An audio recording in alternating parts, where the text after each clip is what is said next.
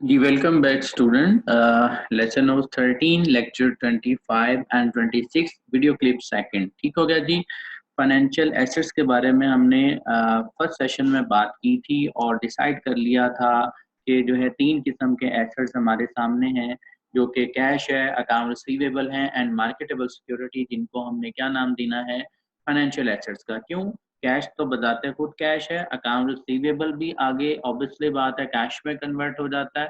बाकी जो marketable security है वो भी स्टूडेंट जब चाहें आप उसको कैश में कन्वर्ट कर सकते हैं, जब हमें या कंपनीज को फंड की ज़रूरत होती है। तो इस वजह से कैश में जो है इजीली कन्वर्ट हो जाते हैं ये एसेट, तो इनको हम मोर लिक्विड एसेट कहते हैं और कैश के इक्वलेंट ही इसकी इंपॉर्टेंस होती है। तो इसी वजह से इनको हम फाइनेंशियल एसेट्स का नाम भी दे रहे हैं। ठीक है, चलें इनमें जो डिटेल है, जैसे हमने बात की थी कि हम जो है इनकी जो वैल्यूएशन कॉन्सेप्ट है वो हम बात करेंगे।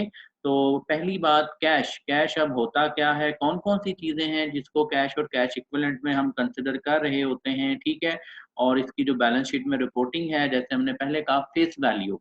ठीक है, फेस वैल्यू के अकॉर्डिंगली जितना कैश हमारे पास लिखा हुआ है, आई मीन के बैंक में है, हमारे पास है, वही हमने रिपोर्ट करना होता है। लेकिन बहुत सारी और भी इंफॉर्मेशन कैश ट्रीटमेंट से रिलेटेड, कैश मैनेजमेंट से रिलेटेड, वो हम बात करेंगे जी। कैश अब है क्या? इन अकाउंटेंट डिफाइन कैश। अब जो कैश को डिफाइन किया जाता है वो क्या है? Cash is a money on deposit in a bank and any item that bank will except for deposit. देखें, नॉर्मल आपके पास फंड मनी को ही हम कैश कह रहे होते हैं, जो कि बैंक में डिपॉजिट हो जाए, वो कहता है cash is a money on deposit in a bank and any item that bank can accept as a deposit, जो कि बैंक जो है एक्सेप्ट कर जाए एज अ डिपॉजिट के, हाँ ठीक है जी ये कैश या कैश इक्विवेलेंट है, आप इसको डिपॉजिट करवा सकते हो। These item include not only the coins, I mean के पेपर मनी या कॉइन्स जो भी हैं, ठीक है, ये जो है, but also the cheque, money orders, traveller cheques, ठीक है, आपके पास डिमांड ड्राफ्ट, जो भी रेमिटेंस, बहुत सारे बच्चों को शायद आइडिया भी हो रेमिटेंस का। ठीक है, तो आपके पास ट्रैवलर चेक्स भी हो सकता है, वो आपके पास डिमांड ड्राफ्ट भी हो सकता है, कोई मनी ऑर्डर्स फॉर्म हो सकती है।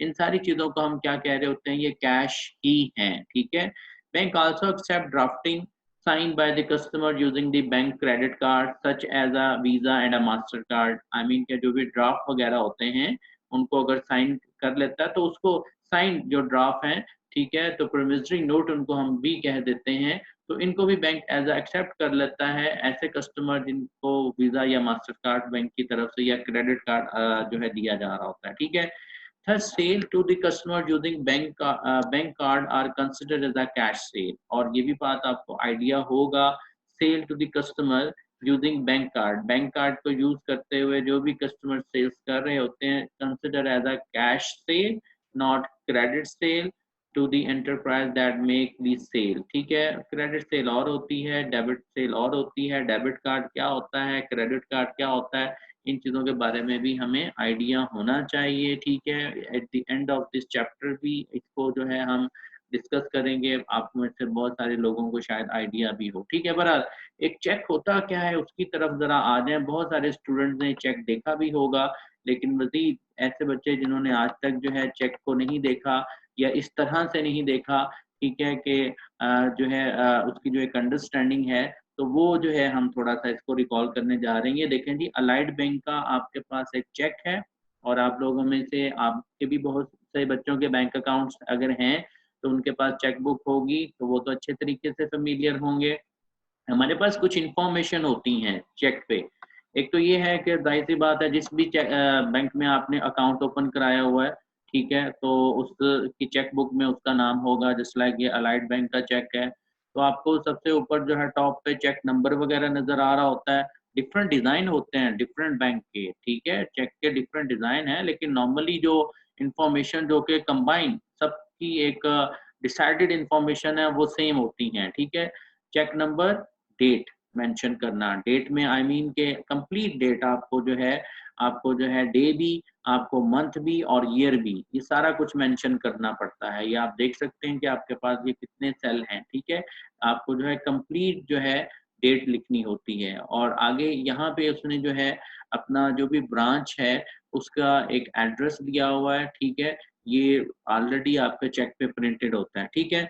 अच्छा, as a bank account holder, as a cheque holder, अगर आपको चेक किसी को देना है, ठीक है, तो आपको किन किन चीज़ों का क्या रखना है। एक तो चलें चेक नंबर प्रिंटेड है, आपको लिखने की जरूरत नहीं है। आपको डेट मेंशन करनी होती है हर हाल में, जो भी डेट है, जिस डेट पे भी आप चाह रहे हैं। अच्छा, इसमें करंट डेट का होना लाजमी है नहीं है। लाइक आज मैं कह देता हूँ यार, आज जो है 20 है, ठीक है, 20 ऑफ मंथ जो भी चले, आप जो है आप कह देते हैं 20 मई है, ठीक है। 20 मई में अगर आप कह देते हैं कि जी पेमेंट देनी है। अच्छा, अब आप अगर किसी को चेक देना चाह रहे हैं 25 मई का भी दे सकते हैं, आप जो है नेक्स्ट मंथ का भी दे सकते हैं, जिसमें आपको पता चल जाए कि आपके अकाउंट में इतने पैसे होंगे, ठीक है। तो आप आई मीन के डिले चेक दे सकते हैं। इसमें ऐसा नहीं है कि आपकी जो करंट डेट है उसी पे चेक आपने देना होता है, ठीक है। एनी हाउ, अच्छा, ये पे का आपके पास जो है आपके पास एक ये पे की रो आपको नज़र आ रही है। पे पे में ऑब्वियसली बात है, यहाँ पे अगर आप खुद आप as a bank account holder हैं, खुद से आपने पैसे विथड्रॉ करवाने, यहाँ पे हम सेल्फ का नाम लिख देते हैं, ठीक है। हम क्या लिख देते हैं? सेल्फ का नाम, ठीक है, सेल्फ का नाम आप लिख सकते हैं। और अगर आपने किसी खास पर्सन को, ठीक है, आपने नॉमिनेट करना है कि ये पैसे उसको मिलें, तो उस केस में फिर आप क्या कर सकते हैं, उसमें जो है हमें क्या क्या करना होता है बच्चों, उसमें उसका नाम लिखना पड़ता है, ठीक है। जस्ट लाइक आप कहते हैं कि मिस्टर अली है, उसको जो है ये पेमेंट मिल जाए, ठीक है, तो पे की जगह पे आपने क्या है, मिस्टर अली लिख देना है, ठीक है। तो फिर मिस्टर अली ही पैसे रिसीव करेगा, ठीक है।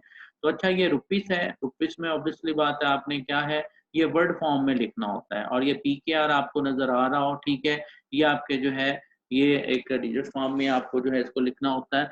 यहाँ पे रफली लिखा हुआ है 1 2 3 4 5 6 7, ठीक है। तो नंबर्स फॉर्म में आपने इसको लिखना है यहाँ पे। और वही जितने भी है, 10,000 है, 12,000 है, वट जितना भी है, मिलियन है, वो सारा आपने क्या लिखना है, रुपीस फॉर्म में लिखना होता है। यहाँ पे तो ये 20,345,000 ये सारा उसने बता दिया है, लेकिन जितनी अमाउंट आप लिखेंगे ये वर्ड फॉर्म में यहाँ लिखनी होती है, ठीक है। अच्छा, बाकी जो बात इंपॉर्टेंट है, यहाँ पे आपने न्यूमेरिकल वैल्यू जो भी नंबर्स फॉर्म है, ठीक है, वो लिखना है।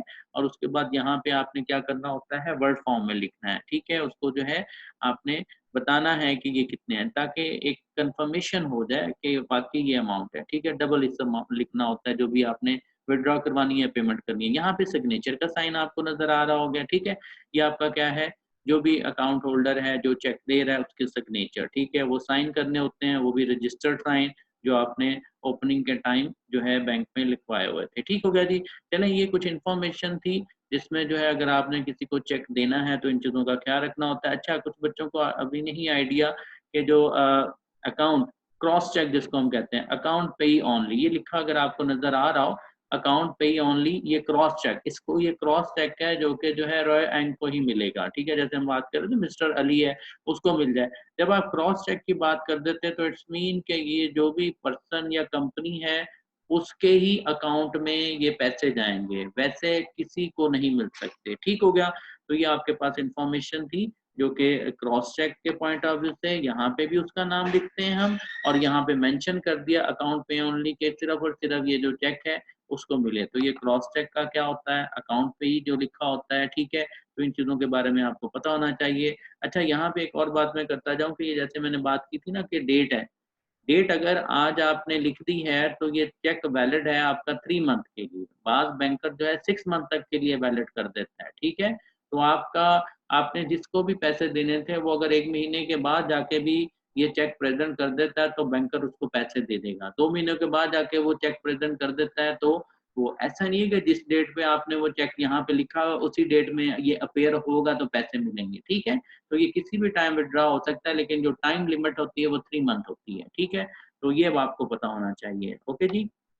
चलिए जी, एक और यहाँ पे ट्रैवलर चेक की भी एग्जांपल मैंने दी हुई है। बहुत सारे बच्चों को आइडिया नहीं होता ट्रैवलर चेक, लेकिन कम ही यूज़ किए जाते हैं आजकल। लेकिन बहुत सारे कंपनीज जो हैं अभी भी, जैसे लाइक ये एमसीबी का आपको नज़र आ रहा होगा, मुस्लिम कमर्शियल बैंक पाकिस्तान में जो है, उनका ये ट्रैवलर चेक है और ये 50,000 का ट्रैवलर चेक है, ठीक है।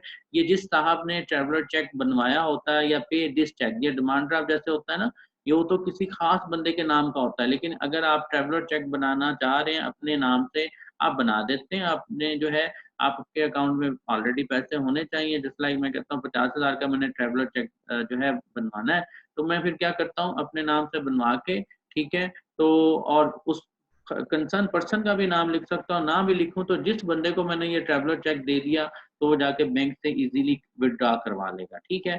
तो ये आपके पास ट्रैवलर चेक भी होते हैं, ये नॉर्मल चेक से डिफरेंट होता है, क्योंकि असल में बताऊँ बहुत सारी जो कंपनीज हैं, बहुत सारे जो ट्रेडर हैं वो प्रेफर करते हैं ट्रैवलर चेक को। क्यों? अगर आप उसको अपने बैंक अकाउंट का चेक देते हैं ना, तो उनके लिए क्वेश्चन मार्क्स होता है कि आपके अकाउंट में पैसे हैं भी या नहीं। लेकिन जब आप ट्रैवलर चेक देते हैं तो अंडरस्टूड है उसमें, यानी कि पहले आप पेमेंट बैंक को देते हैं तो वो ट्रैवलर चेक बना के देता है, ठीक है। तो फॉर वेरिफिकेशन बहुत सारे जो आपके ट्रेडर बैठे हैं, ठीक है, जो कि जो है कैश में काम कर रहे होते हैं, तो वो अल्टरनेटिव कैश के ट्रैवलर चेक भी ले लेते हैं, क्योंकि उनको पता होता है कि ये अब हमारा जो है चेक डिसऑनर नहीं होगा, ठीक हो गया स्टूडेंट। तो mostly company maintain several bank account. अच्छा, एक और भी बात कि बहुत सारी जो कंपनीज हैं उनके बहुत सारे जो है बैंक अकाउंट्स होते हैं, ठीक है। तो वो अब कैश कितना ऑन हैंड है, डिफरेंट जो बैंक्स में कितने अकाउंट्स हैं, 2 अकाउंट्स हैं, 3 अकाउंट्स हैं डिफरेंट 3 बैंक्स में, तो उनमें जो भी ट्रांजैक्शन हो रही है तो उसके लिए फिर कंपनी क्या करती हैं, अपने कैश को कंट्रोल करने के लिए सब्सिडरी लेजर बनाती हैं सेपरेट, हर एक बैंक अकाउंट में जितने पैसे आ रहे हैं जा रहे हैं, ठीक है। तो और उनको फिर सब जो है इस लेजर को सम अप किया जाता है ताकि हमें ओवरऑल हमें पता चल जाए कैश इन हैंड और हमारे जो 3 बैंक में जितने भी पैसे हैं वो कितने हैं, ठीक है। तो ये information reporting cash in the balance sheet. तो देखें कैश एंड कैश इक्विवेलेंट आपको पता होना चाहिए वो क्या होता है, ठीक है। कैश जैसे मैंने बात की कि शॉर्ट टर्म इन्वेस्टमेंट भी इसको हम कंसिडर कर लेते हैं, ठीक है। तो जो भी कमर्शियल पेपर है इन सबको कैश एंड कैश इक्विवेलेंट हम कंसिडर करते हैं, ठीक हो गया। अच्छा, रिस्ट्रिक्टेड कैश में समटाइम बैलेंस शीट में भी आपको कुछ का नजर आ जाए, ये वो कैश होता है जो कि नॉर्मल हम जो है अपनी डेली बिजनेस ऑपरेशन के लिए जो ज़रूरत पड़े भी तो हम नहीं निकालते, ठीक है। ये एक सेविंग हमारा रिस्ट्रिक्टेड कैश होता है जिसको हम यूज़ नहीं करते। लाइन ऑफ क्रेडिट का मतलब ये होता है कि बैंक वगैरह से हम क्या कर लेते हैं, लोन ले लेते हैं, ठीक है। Line of credit mean that the bank has agreed to advance the lend to the company any amount of money up to the specified limit. जो भी बैंकर जो होता है वो आपको क्या है कुछ लोन दे देता है, इसको हम लाइन ऑफ क्रेडिट का नाम दे रहे होते हैं, ठीक है। तो ये सारे के सारे आपके cash, cash equivalent, restricted cash सारा हमारा कैश ही होता है, ठीक है। तो आगे जो है जी कैश मैनेजमेंट है, तो कैश मैनेजमेंट को जो है हम नेक्स्ट उसमें जो है बात करते हैं, ठीक हो गया। नेक्स्ट वीडियो क्लिप में जो है हम कैश मैनेजमेंट से स्टार्ट लेंगे, ठीक हो गया जी।